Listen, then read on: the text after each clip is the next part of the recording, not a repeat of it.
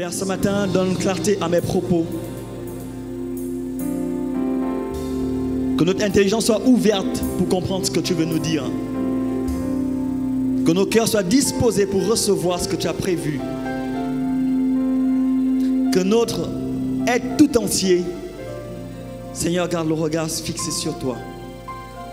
Glorifie-toi encore au milieu de nous ce matin. Et que toute la gloire, tout l'honneur te reviennent dans le nom de Jésus. Amen. Je vais lire rapidement 2 textes. Jérémie 33,3 nous dit: invoque-moi et je te répondrai. Je t'annoncerai de grandes choses, des choses cachées que tu ne connais pas. Jérémie 33,3. Daniel 10,12. Il me dit: Daniel, ne crains rien. Car dès le premier jour où tu as eu à cœur de comprendre et de t'humilier devant ton Dieu, tes paroles ont été entendues. Et c'est à cause de tes paroles que je viens. Seigneur, bénis ta parole ce matin, qu'elle nous fasse du bien dans le nom de Jésus. Amen. Prenons place dans sa glorieuse présence. Le titre de mon message ce matin, c'est Appel. Appel. Lorsqu'on parle d'invoquer, invoquer, les 2 textes que j'ai donnés, c'est Jérémie 33,3 et Daniel 10,12. Invoquer, c'est appeler. Invoquer, c'est demander de l'aide à quelqu'un. Invoquer, c'est appeler au secours.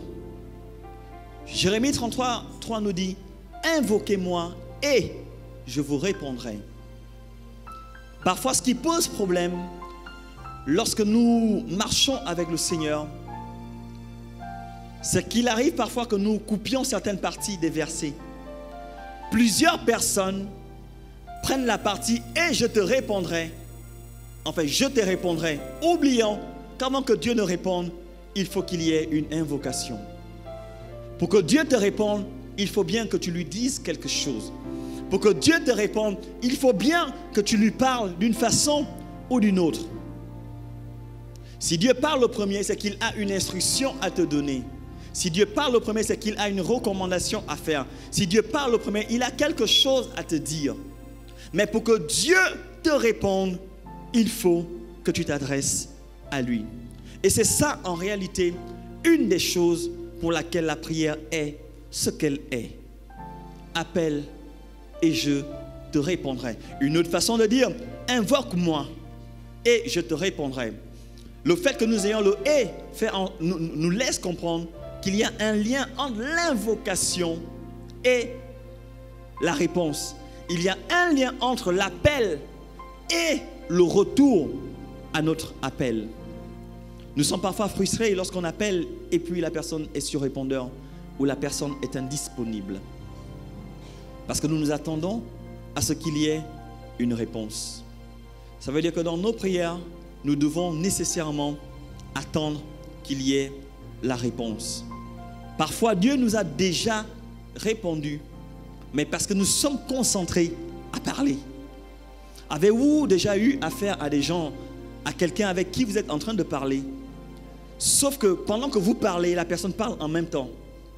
Et puis vous vous rendez compte à un certain moment que ce que vous lui dites, la personne ne saisit pas, simplement parce qu'elle est en train de parler au même moment que vous. Parfois, c'est ce qui arrive dans les conversations que nous avons avec Dieu. Pendant que nous parlons, il arrive un temps qu'au milieu de la prière, Dieu nous parle. Mais nous sommes tellement concentrés à parler que nous ne laissons pas le temps à Dieu de parler. Combien de fois n'avons-nous pas grondé un enfant ou n'avons-nous pas en voulu à quelqu'un simplement parce qu'au départ, nous n'avons pas écouté ce que la personne avait à nous dire. Nous nous appuyons sur ce que nous voyons pour réagir. Mais parfois, lorsque nous écoutons ce que la personne nous dit, nous comprenons ce qui s'est passé. Le thème de mon message, c'est appel. Daniel 10,12 nous dit: il me dit, Daniel, ne crains rien, car dès le premier jour où tu as eu à cœur de comprendre et de t'humilier devant ton Dieu, tes paroles ont été entendues. C'est à cause de tes paroles que je viens. C'est un ange qui est en train de parler à Daniel. Et cet ange dit à Daniel En fait, un temps s'est écoulé entre le moment où tu as parlé et le moment où tu as eu la réponse. Mais cet ange explique à Daniel que le temps qui s'est écoulé, en réalité, c'est un temps où il y a eu des batailles dans le ciel. Alors qu'il avait été dépêché pour venir apporter la réponse à Daniel, il a rencontré des embûches en chemin. Ça veut dire parfois nous prions et nous trouvons l'attente longue. Pourquoi? Parce que parfois il y a des batailles, parfois il y a des combats, parfois il y a des oppositions, parfois il y a des embûches qui font en sorte que quand quelque chose est en train d'arriver, il y a des barrières qui sont érigées pour que ça n'arrive pas à nous. Qu'est-ce que Daniel a fait? Daniel a vu que ça tardait, mais Daniel a dit le meilleur moyen pour moi de continuer, d'attendre, c'est de continuer à parler. En fait, Daniel, dans sa position, il a dit au-delà de tout, qu'est-ce que je dois faire? Daniel a dit, je dois continuer à appeler. Parfois, il y a des problèmes de réseau. Si tu n'insistes pas, tu n'auras pas la personne. Parfois, on te dit, la personne est sur répondeur. Elle te dit, ce n'est pas possible, mon téléphone est ouvert. Comment puis-je être sur répondeur?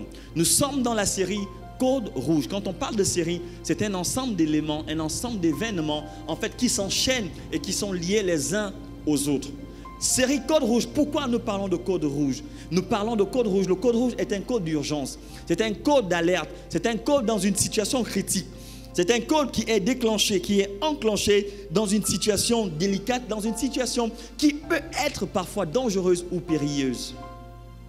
Et donc, tout au long de ce mois, nous voulons parler du code rouge. Et un des moyens de déclencher le code rouge, en fait, la réponse au code rouge, c'est la prière. Nous avons dit que cette année, c'est sur la terre comme au ciel. En réalité, en activant le code rouge, il s'agit pour nous d'envoyer un signal au ciel. Il s'agit pour nous de nous adresser au ciel. Il s'agit pour nous de demander au ciel d'intervenir afin que quelque chose se passe sur la terre. Et la prière est le moyen par lequel nous nous adressons au ciel pour que le ciel se mette en mouvement et que la terre soit impactée. C'est par la prière que nous adressons au ciel pour que le ciel puisse agir afin que la situation dans laquelle nous sommes soit une situation qui change.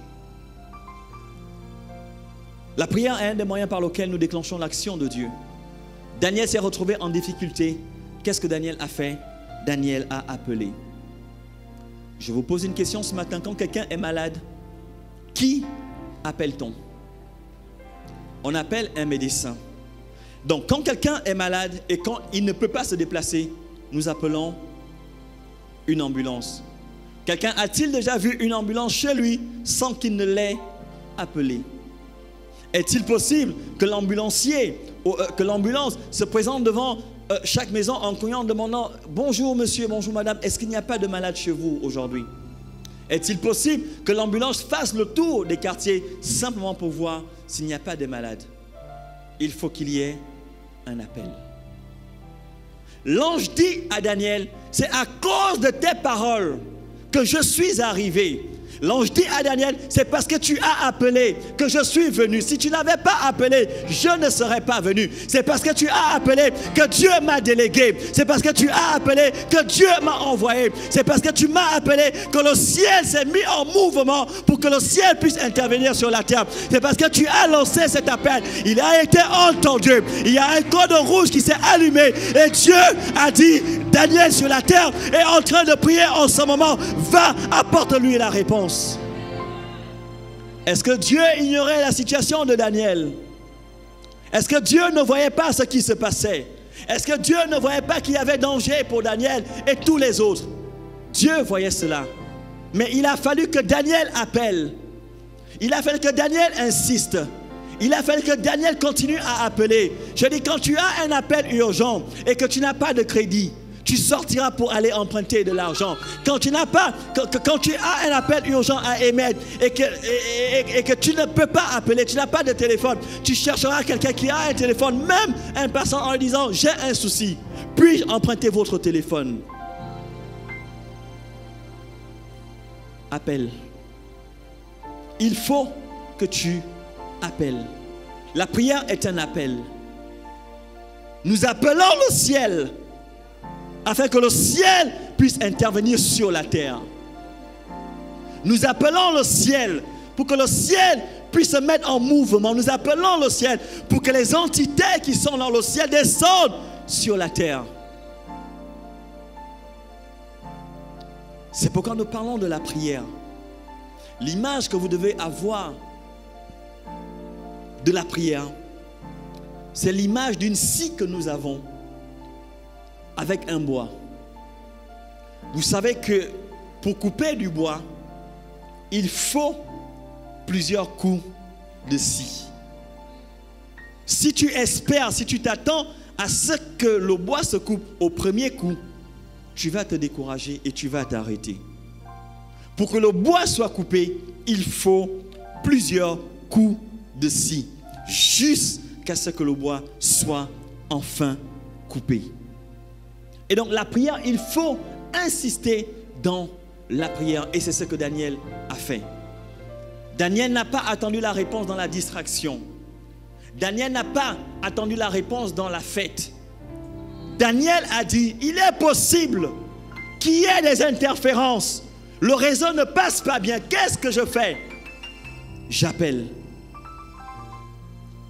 Qu'est-ce que je fais? Je continue à appeler. Ça tarde. Qu'est-ce que je fais? Je prie. Ça ne bouge pas, ça semble ne pas bouger. Qu'est-ce que je fais? Je prie. Vous savez, qu'est-ce que l'ange dit à Daniel? Il dit, dès que tu as eu à cœur d'appeler, en réalité, quelque chose était déjà déclenché. Quelque chose était déjà déclenché. Quand tu as fini de parler, je me suis mis en chemin. Ça veut dire plusieurs situations dans nos vies ont déjà été résolues spirituellement. Plusieurs situations dans l'invisible ont déjà trouvé une solution. Mais la manifestation physique parfois prend un certain temps. Mais qu'est-ce qu'il faut faire dans ces cas? Il faut insister. Dans ce cas, il faut persister. Appel. Lorsque nous sommes en danger et que nous avons besoin de sécurité, qui appelons-nous?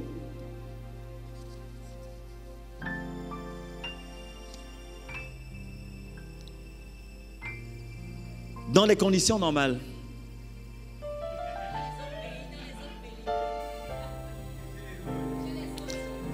Dans les conditions normales, lorsque nous entendons cette alerte, cette sirène,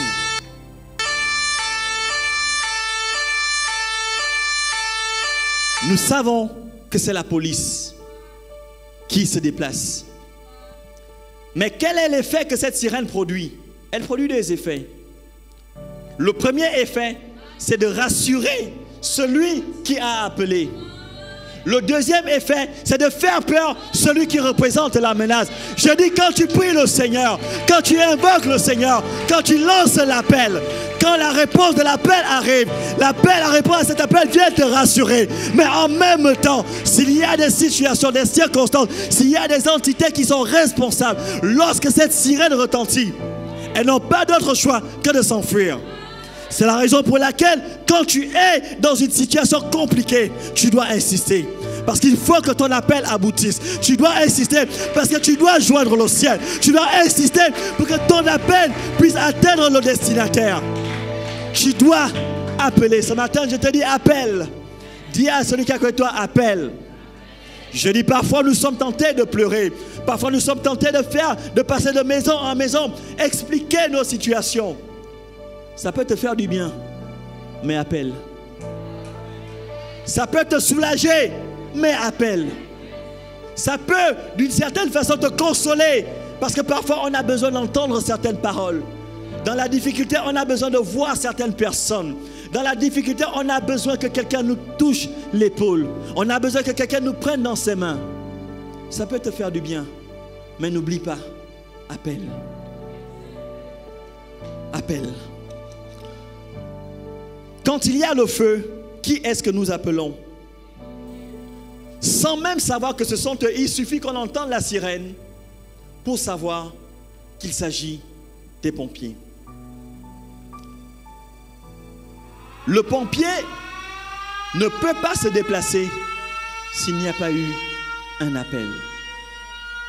Le pompier ne peut pas venir vers toi s'il n'a pas reçu un appel. Ce qu'il faut comprendre, c'est que dans l'appel, il y a deux appels. Il y a des situations dans lesquelles toi-même tu peux appeler directement. Il y a des situations où il faut que quelqu'un d'autre appelle pour toi. Et c'est à ce niveau qu'il y a l'intercession. Tu vois quelqu'un en difficulté, il faut que tu appelles pour la personne. Tu vois quelqu'un qui est dans la complication, il faut que tu appelles pour la personne. Nous regardons la situation de nos familles, nous appelons pour nos familles. Nous regardons la situation de nos amis, nous appelons pour nos amis. Nous regardons la situation de notre pays, nous appelons pour notre pays. Il faut que tu appelles. L'ange dit à Daniel, c'est à cause de tes paroles, c'est à cause de ton appel que Dieu m'a délégué. C'est à cause de ton appel que Dieu m'a dépêché sur la terre. C'est à cause de ta prière que je suis présent. En réalité, si tu n'avais pas prié, je ne serais pas venu. Ni le pompier, ni le policier, ni l'ambulancier ne peuvent se déplacer si on ne les appelle. Il peut arriver que les pompiers passant par là voient de la fumée et ils se déplacent. Il peut arriver que la police voit de l'agitation et elle s'arrête. Il se peut qu'une ambulance ayant entendu parler d'un accident se déplace en se disant certainement il y a des blessés.